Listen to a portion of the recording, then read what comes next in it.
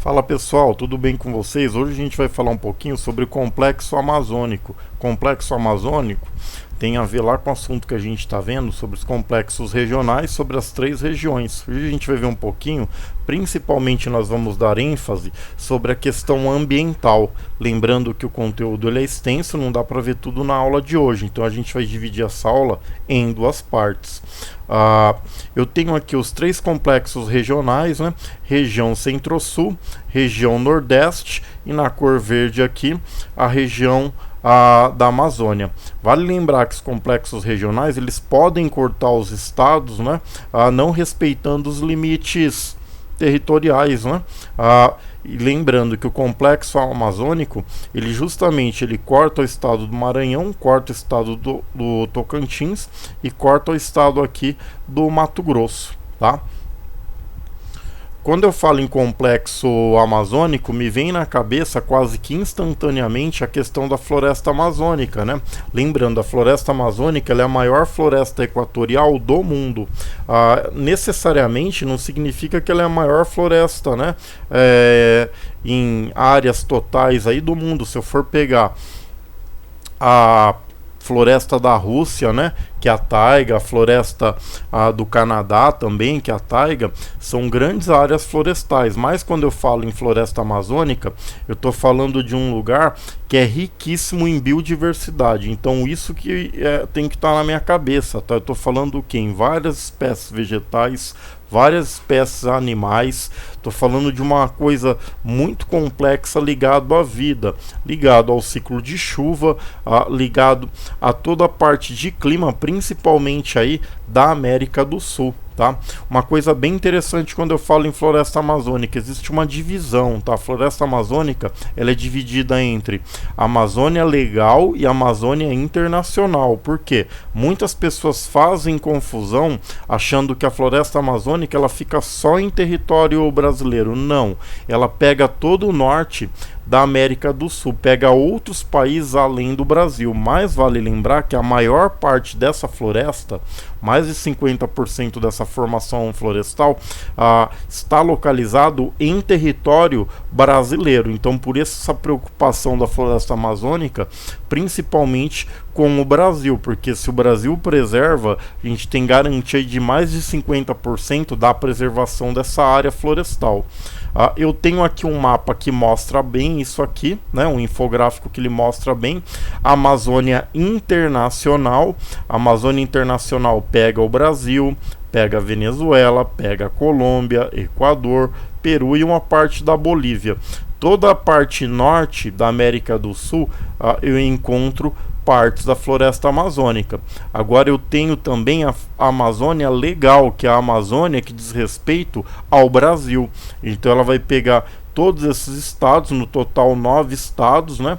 Vale lembrar que alguns desses estados, a floresta ela foi muito já desmatada, foi muito afetada já, né? Por conta do que? Da agricultura, da pecuária, questões ligadas aí ao extrativismo mineral, né? O garimpo, mas teoricamente a floresta amazônica ela pode se dividir em internacional e legal. Legal diz respeito às terras brasileiras, a Amazônia Internacional pega os outros países da América do Sul. Uma das coisas bem bacanas da gente entender por que essa região norte é muito difícil você o quê?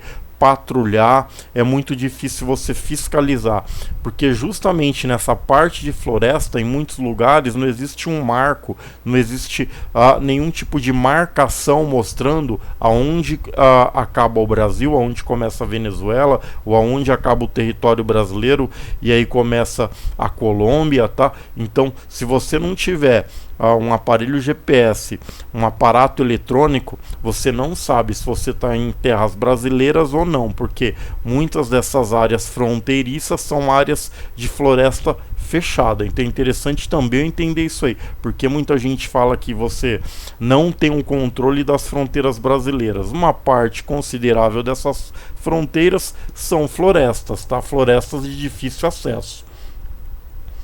É interessante eu entender, quando eu falo na Amazônia, nessa região norte, né, no complexo amazônico, existe um arco de desmatamento, tá? Toda essa parte vermelha, ela já foi muito explorada, ela já foi muito o que? Devastada, tá? Não significa que as outras áreas não estão ocorrendo desmatamento, tá? Pelo contrário, próximo às cidades, próximas às capitais, como por exemplo, Manaus, tá? Esse desmatamento, essa exploração da floresta acontece sim, acontece atualmente de maneira exagerada, de um ritmo muito intenso, tá? Uma outra coisa que também é legal a gente desmistificar. Quando a gente fala de floresta amazônica, dá a impressão que eu encontro um único tipo de vegetação, tá? Mas vale lembrar que eu encontro a floresta equatorial, eu encontro uma parte de alagado, né? Você tem algumas plantas aquáticas, a própria floresta amazônica, uma parte dela fica na água boa parte do ano, e ainda eu tenho uma parte um pouco mais elevada aí, né? Principalmente na fronteira norte aí do território brasileiro, onde eu encontro aqui até resquícios aqui do meio norte, você vai encontrar campos, tá? Então a vegetação ela é bem variada, como a gente consegue observar nessa imagem, né? Porque muita gente imagina que eu só encontro um único tipo de vegetação, né? Mas vale lembrar que é o que? Um bioma riquíssimo, né? Eu tenho várias diversidades aí ligadas à planta, à vegetação, à ambientalização por conta do que? Do clima. Então é interessante eu entender isso aí. Mas uma coisa que chama muito a atenção e preocupa muito é a questão do que? Do desmatamento, né? Um assunto que todos vocês aí provavelmente viram alguma coisa agora em 2020, né? Foi um assunto muito discutido, tá? Mas o Brasil ele deveria o que? Cuidar melhor da floresta justamente pelas riquezas que a floresta ela pode o que? Nos acrescentar, tá? Medicamentos que não foram descobertos, né? Princípio ativo, animais, então você tem assim um conjunto de estudos assim para séculos, tá? Envolvendo essa parte florestal.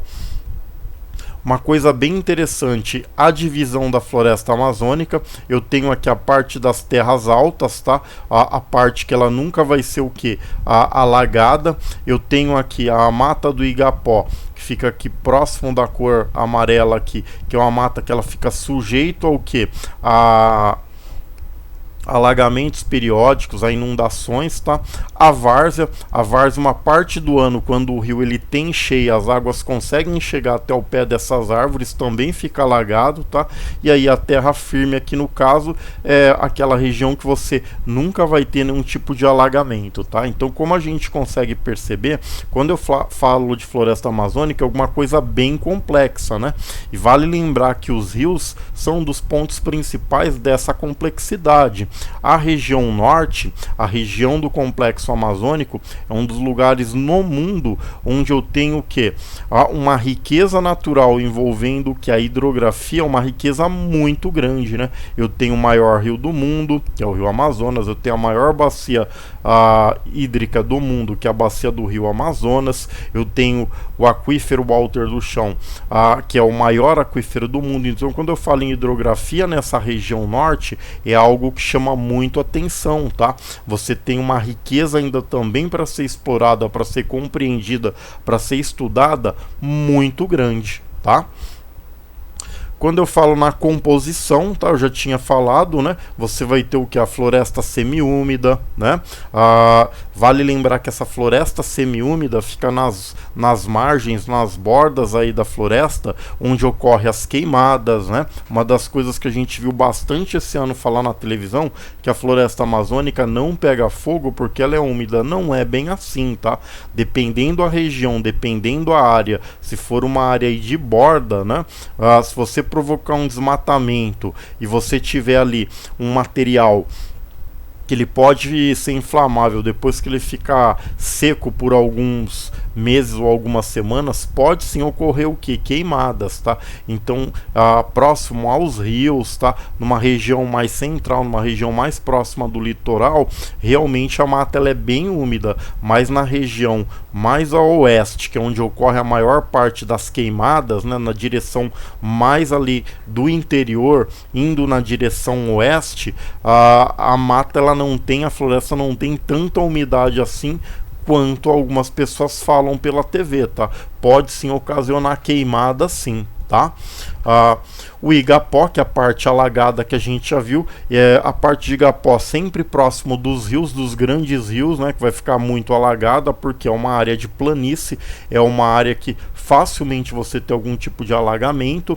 A Mata da Várzea, aí no caso aí, fica próximo do Igapó. Na época de cheia dos rios, a água pode sim chegar nessas árvores, né? Vale lembrar que a árvore não vai ser inteira encoberta pelas águas dos rios, tá?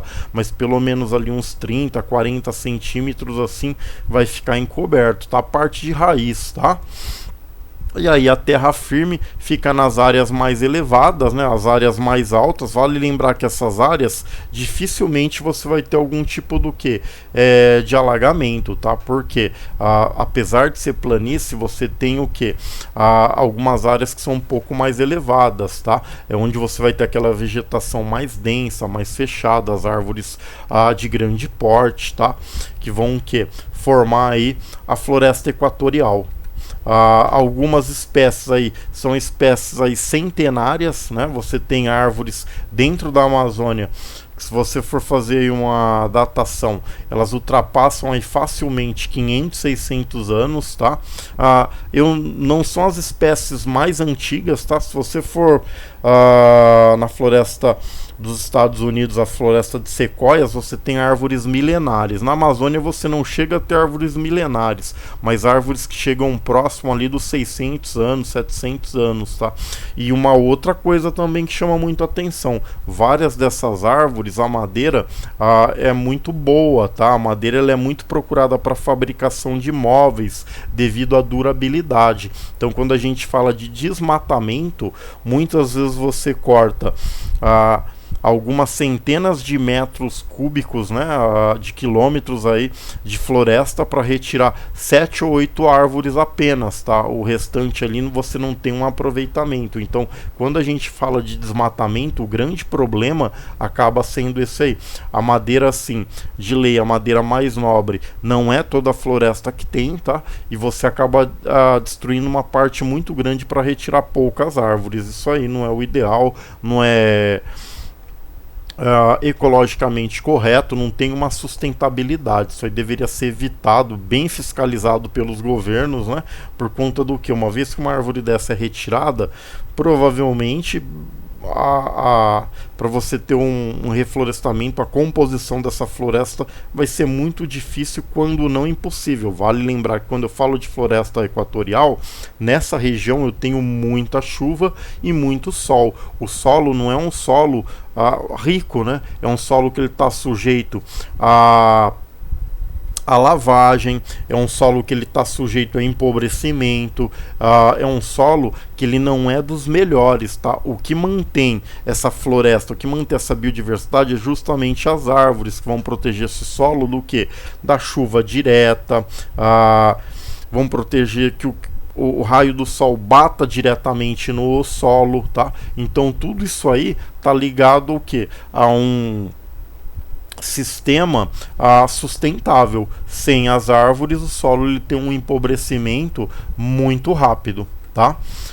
Quando eu falo de biodiversidade, né, eu já tinha falado aí, eu vou estar falando do que? Justamente dos animais, né, da própria hidrografia. O clima nessa área aí, na maior parte aí, é clima equatorial, tá? O clima equatorial, uma das coisas que vocês não podem esquecer sobre o clima equatorial é justamente a questão das chuvas, tá? A maior parte do clima equatorial aí, você tem o que? Chuvas durante os meses do ano. Vale lembrar que, se eu for fazer uma comparação com o nosso clima aqui do Mato Grosso do Sul, na parte aqui do meio do ano, aqui onde eu tenho o inverno, praticamente as chuvas elas diminuem, elas desaparecem. Agora, se eu pegar um climograma aqui de Manaus, que fica no meio da floresta amazônica, o que eu percebo? Durante todos os meses eu tenho chuva. Alguns meses a chuva ela pode até diminuir, ó. mas não cai mais do que 200 milímetros aí mensais, tá? Então eu tenho uma quantidade de chuva muito grande. Vale lembrar que essa quantidade de chuva muito grande tem a ver com a própria floresta, tem a ver com o processo de evapotranspiração das árvores, tem a ver com a quantidade muito grande de água dos rios e tem a ver com a umidade que vem do oceano. Então, na verdade, é um conjunto aí que colabora para que essa região tem essa quantidade de chuvas expressiva. Uma outra coisa que eu também posso observar aqui no climograma, ó, a temperatura dificilmente ela cai abaixo dos 20 graus centígrados, tá? Então eu tenho o que? Uma variação térmica, né? Eu tenho uma amplitude térmica muito pequena, ó. A temperatura mais baixa 25 graus, a temperatura mais elevada na casa dos 30 graus. Então a diferença entre a maior e a menor temperatura vai estar próximo aí dos 5 graus. Então a amplitude térmica da região norte do complexo amazônico é baixíssimo, tá? A diferença entre o maior e o menor, a maior e a menor temperatura é muito pequena, 5 graus a variação ela é muito pequena, tá? Aí tem uma imagem que mostra a questão da chuva, né? Lembrando que na região norte, como chove todo dia, geralmente a chuva ela vem no final da tarde, tá? Então todo dia basicamente chove um pouquinho, tá? Então dificilmente você ter estiagens aí de semanas, é quase impossível, tá? A não ser que passe por algum fenômeno climático como é o Ninho ou a Laninha. Aí pode ser que altere um pouco esse regime, tá? A questão da biodiversidade que eu já tinha falado, né? Que é interessante o governo brasileiro ele criar o que? Secretarias, né? Ele criar o que? Institutos para tentar o que? Pesquisar sobre a questão da vida na Amazônia, né? A gente sabe que no caso do Brasil o desenvolvimento de pesquisa ele é muito pequeno, ele é muito baixo, né? Mas seria interessante você ter alguns órgãos oficiais aí para pesquisar, tá? Espécies vegetais, espécies animais, princípio ativo, esse tipo de coisa, tá? Além de você estar protegendo a floresta amazônica, isso aí provavelmente no futuro vai trazer alguma riqueza para o Brasil, tá? Por conta do que? De descobertas, de patentes, esse tipo de coisa, né? Vale lembrar que a floresta amazônica ela é muito difícil de ser fiscalizada e a gente corre o risco da famosa biopirataria, tá? A gente perdeu o que? A patente de plantas, a patente de princípio ativo de medicamento por conta do que? Da retirada ilegal desse material dessa área, tá? Uma das coisas que afeta bastante essa área que eu tinha falado, que é o foco da nossa aula, né? Para a gente ter uma certa preocupação, a questão das áreas da floresta que são exploradas irregularmente, tá? Então eu tenho a presença de garimpos constante, né?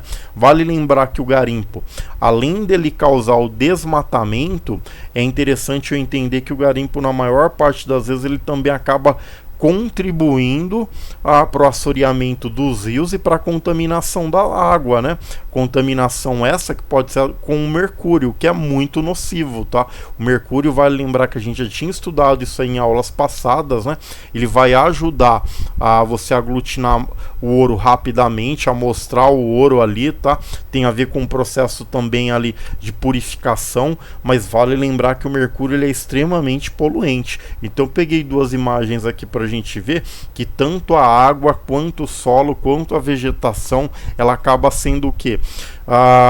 Muito impactada com atividade ligada ao garimpo, tá? E na Amazônia é o lugar que eu tenho no Brasil com o maior número de garimpos clandestinos, ilegais, tá? Que o governo ele acaba não fiscalizando direito, essas pessoas acabam o quê? Se ocupando de determinadas áreas e acabam o quê? Provocando toda essa tragédia, tá? Toda essa destruição ambiental. Uma outra coisa que também contribui com o desmatamento aí da floresta aí, com a destruição da floresta, são práticas ligadas à agricultura e à pecuária, tá? Então a gente tem uma imagem que mostra bem isso aí, né? E aí lembrando que tudo isso que eu estou mostrando para vocês está associado com aquele arco do desflorestamento, tá? São as áreas onde a floresta está sendo derrubada, destruída anualmente, tá? Vale lembrar que essa destruição ela não começou agora, ela já existe aí na floresta desde a década aí de 50, tá? Os próprios governos aí do Brasil acabaram o que? Incentivando, né? Através do que? Você abrir rodovias, né, tentar abrir, na verdade, rodovias no meio da floresta, criar, no caso, aí, o próprio polo industrial de Manaus, a Zona Franca de Manaus, acabou contribuindo, né, para que a cidade de Manaus ela crescesse muito e junto com esse crescimento também viesse o desmatamento, né, o projeto Calha Norte. Então, ao longo do tempo, o governo ele também incentivou que as pessoas fossem para a região norte, para ocupar essa região norte, mas muitas vezes sem a preocupação ambiental, tá? Ocupar simplesmente por ocupar aquela área, para ficar o que? Fixado naquela área. Vale lembrar que também não é uma das estratégias mais inteligentes aí. Você deveria ocupar áreas chaves, mas manter a integridade da floresta, tá? Vale lembrar que uma coisa que aparece muito aí em rede social e em televisão também, a questão das rodovias nessa região, tá? Essa região não é uma região que uma rodovia ela consegue ser construída e ser mantida, tá? Porque o que eu tenho que ter na cabeça? A temperatura ela é elevada, a questão das chuvas também são constantes. A gente sabe que a pavimentação ela não vai aguentar, ela não vai resistir por muito tempo. Na verdade, assim, eu teria que investir nessa região norte, principalmente no transporte fluvial, utilizando o que? Barcos, embarcações, tá? Ou através da cabotagem, né, que é o transporte de um porto para o outro porto, ou até mesmo utilizando os rios numa escala muito mais lógica, tá?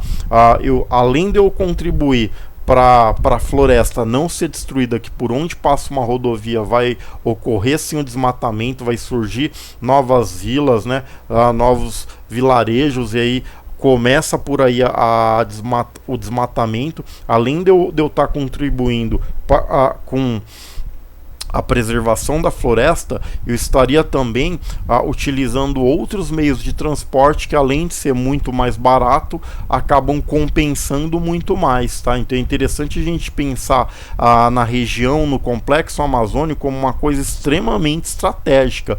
E a gente sabe que o forte do governo brasileiro, tá, não é utilizar o que? Planejamento e estratégia, tá?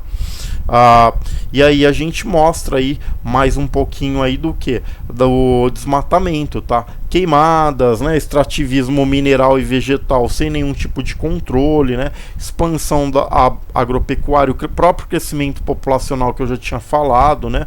As cidades elas começam a crescer mais e aí você vai ter o desmatamento, a biopirataria e por aí vai, tá? Então quando a gente fala de floresta amazônica, é interessante a gente entender o que? Que é necessário o governo brasileiro ele tomar algumas medidas para proteger essa área, tá? Porque é uma área que ela está em expansão econômica, mas uma expansão econômica não ligado ao desenvolvimento sustentável, tá? E uma vez que essa floresta ela for cortada, ela for o que? Derrubada, dificilmente a gente vai conseguir reflorestar ela, tá? Eu já tinha falado, devido ao solo não ser um solo muito rico, e a própria expansão aí da pecuária, da agricultura não vai deixar essa floresta ser novamente reerguida, tá? Então é interessante a gente ter essa consciência ambiental quando a gente fala da região norte e do complexo da Amazônia. Então é interessante a gente pensar nisso aí, certo? A gente encerra por aqui a aula de hoje, tá?